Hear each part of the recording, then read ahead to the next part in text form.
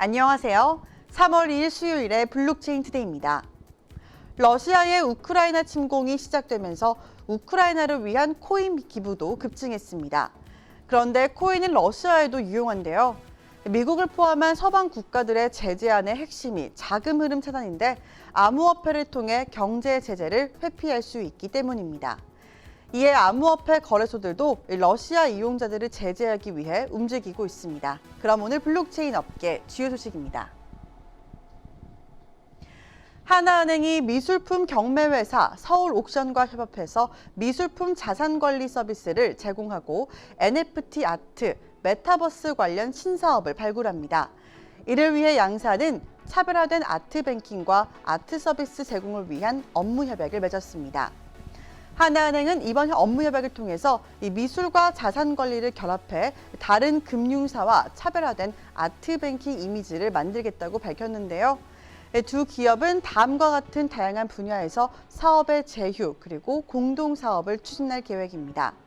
또한 프리미엄 자산관리 브랜드인 클럽원 PB센터의 공간을 활용해서 미술 관련 작품을 전시하고 고객에게 미술 문화 교육을 제공하는 등 온 오프라인 커뮤니티도 운영하겠다고 밝혔습니다. SK텔레콤이 자사의 블록체인, DID 기술의 사업화 경험을 전 세계 이동통신 사업자들에게 공유하기로 했습니다. 이달 스페인 바르셀로나에서 개최되는 서밋에서 이 DID를 위한 3년간의 여정이라는 주제로 발표를 한다고 하는데요. 이 자리를 통해서 SKT는 이 블록체인과 DID 기술의 발표 이후에 이 대학교 졸업 증명서, 성적 증명서 발급, 그리고 고객센터 업무 개선, 휴대폰 보험 프로세스 개선과 또 모바일 출입증, 위험 구조를 안전 진단과 무인 매장 방역 등 아주 다양한 분야에서 이 서비스를 적용해서 축적한 노하우를 전달한다고 했습니다. 이 블록체인과 DID 기술의 상용화를 통해서 보다 안전한 디지털 사회를 만들어가는 데 기여하기 위해 노력하는 모습에 업계는 주목하고 있습니다. 컴투스가 글로벌 메타버스 플랫폼 기업인 매트릭스 랩스 시드 투자 라운드에 참여했습니다. 컴투스는 이 메타버스 분야의 파트너십을 강화한다고 하는데요. 캐나다에 소재한 매트릭스 랩스는 여러 블록체인 플랫폼을 연결할 수 있는 최초의 멀티체인 메타버스 서비스 매트릭스 월드를 선보였습니다. 매트릭스 월드는 현재 이더리움과 플로우 등을 기반으로 한 영토를 구축하고 있는데요. 향후 다양한 체인과 연계 확장이 가능하다고 합니다. 컴투스는 이번 투자로 이 메타버스 플랫폼 컴투버스의 경쟁력과 생태계를 확대할 방침입니다.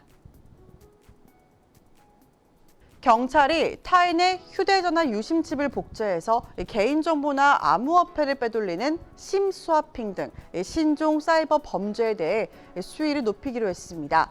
다음 달 1일부터 10월 31일까지 정보통신망 침해형 범죄, 그리고 사이버 범죄, 사이버 금융 범죄, 사이버 성폭력, 불법 사이버 도박 분야를 단속하겠다고 밝혔는데요. 정보통신망 침해형 범죄에는 해킹과 디도스 공격 등이 속하고 사이버 사기에는 암호화폐 등 신종 사기가 포함됩니다. 또한 경찰은 최근 코로나19 장기화로 온라인상 위조 상품 거래 신고와 또 메타버스 내 저작권 활용 등 새로운 유형의 지식재산권의 침해가 발생할 경우에는 이에 대한 단속을 연중 상시하기로 했는데요. 경찰은 상표권 침해 상품 제조, 그리고 유통사범, 저작권 침해 행위 등 기타 산업재산권 침해 행위 등도 강력하게 단속해서 국가 경쟁력의 핵심 요소인 지식재산권을 보호하겠다고 강조했습니다. NFT 산업에서 자전거래와 자금 세탁과 같은 불법 활동이 감지됐다는 분석이 제기됐습니다. 블록체인 데이터 플랫폼 기업 체인널리시스는 암호화폐 범죄를 분석한 보고서를 냈는데요.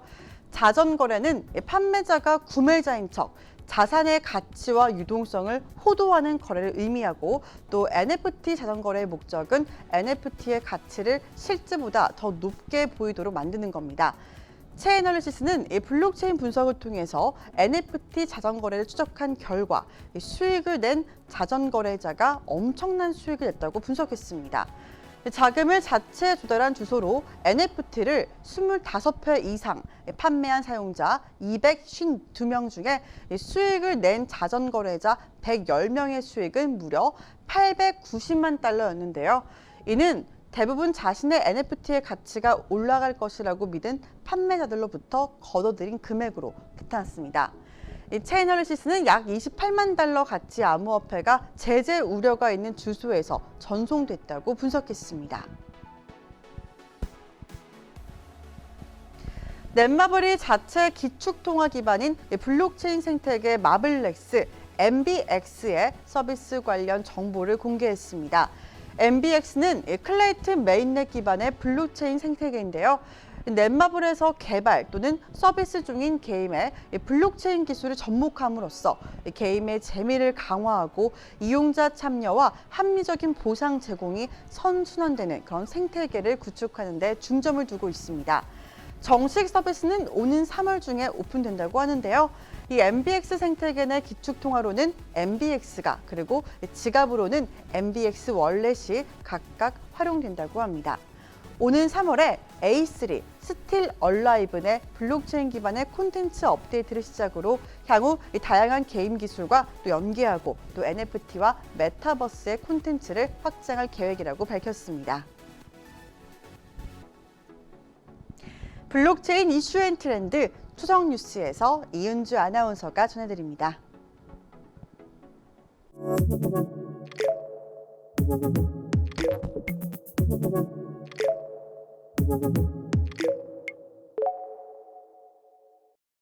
블록체인 업계 화제 뉴스를 초성으로 알아보는 초성 뉴스 시간입니다. 최근 업계에는 어떤 소식이 있었는지 함께 살펴볼까요? 첫 번째 초성입니다.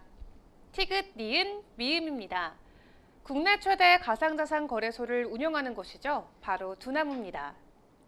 두나무가 지난해 3조 7천억 원이 넘는 매출을 기록한 것으로 밝혀지면서 다시 한번 업계의 주목을 받고 있습니다.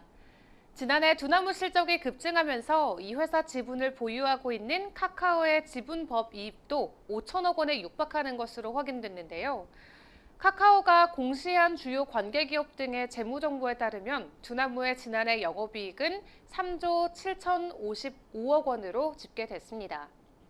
전년 대비 무려 21배 급증한 수치라고 하는데요.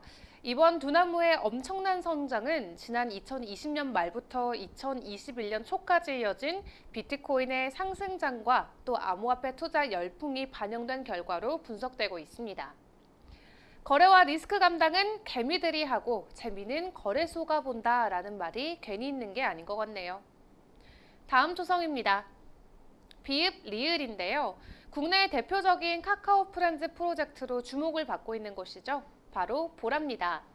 최근 보라 생태계에 합류한 게임 개발사 핵인이 유니콘 대열에 합류했다고 합니다. 핵인은 1,000억 원 규모의 시리즈 B 투자 유치를 완료했다고 28일 밝혔는데요. 핵인에 따르면 이번 투자에는 본엔젤스와 스톤 벤처스 등 기존 투자자가 참여했고 또 400억 원 규모의 신규 투자를 단행한 카카오 게임즈와 넵튠 외에도 알로이스 벤처스, KDB 산업은행, 넷마블, 넷싱즈, 롯데 벤처스 등 국내외 대형 투자자들도 새로 합류했다고 합니다. 지금까지 핵인은 홈런 클래시, 오버독스, 익스트림 골프, 플레이 투게더 등 캐주얼한 게임성을 갖춘 다양한 장르의 게임들의 글로벌 시장에 선보여졌는데 주력 라인업 모두 매체 이용자와 매출 지표에서 글로벌 비중이 90% 이상을 기록하고 있는 만큼 국내를 넘어서 글로벌 무대에서 인정받은 탄탄한 모습을 보여주고 있는 모습이죠.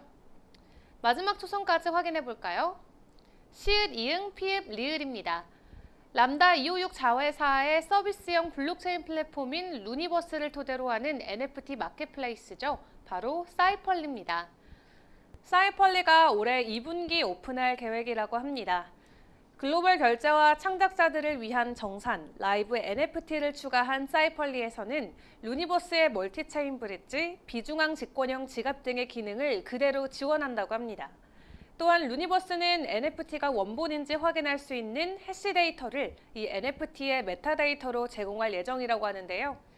이용자들은 루니버스의 베리파이 NFT 서비스로 토큰의 위변조 여부도 점검할 수 있게 될 전망입니다. 이 오픈스와 같은 대형 NFT 마켓플레이스가 국내에서도 나와줄지 지켜봐야겠습니다. 지금까지 초성뉴스 이은주였습니다. 업계 전문가 크립토컨트의 주기영 대표의 분석에 따르면 전쟁 위기가 고조되고 있는 시점에 주요 온체인 활동은 발생하지 않았습니다. 이 온체인 트랜잭션을 통해서 비트코인을 매수한 기관들은 아직까지 보유 물량을 처분하지 않은 것으로 보인다는 설명인데요. 자세한 시장의 분위기는 정오에 방송되는 블록체인 T+를 통해서 짚어보도록 하겠습니다. 그럼 정오의 소통의 시간에서 함께 만날게요. 안녕.